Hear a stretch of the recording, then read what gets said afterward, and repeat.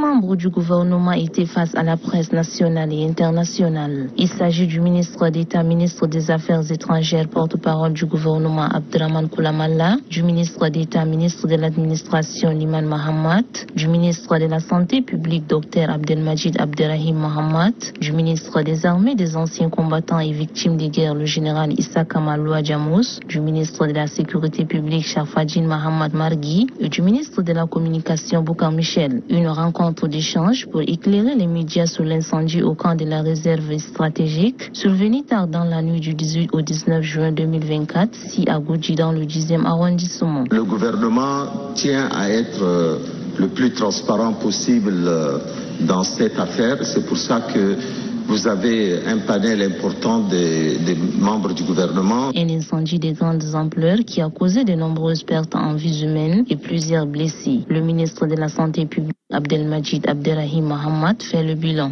Les patients qui sont admis sur le plan sanitaire, dans les formations sanitaires, sont au nombre de 46. Et malheureusement, les décès intra-hospitaliers sont au nombre de 5.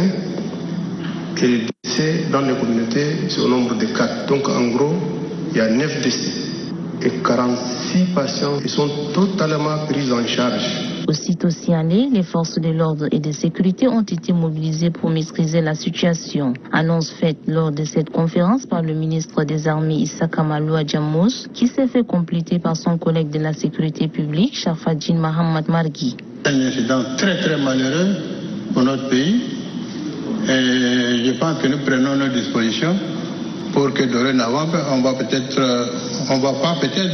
construire des entrepôts assez sécurisés pour que la population ne puisse pas subir ce genre de choses. Le dispositif sécuritaire qui a été mis en place, qui a été engagé, ça a permis aux équipes d'intervention, les équipes de sapeurs-pompiers, les démineurs, de faire une propre intervention et également de sécuriser les secteurs, les quartiers qui sont tout autour du lieu de l'incident.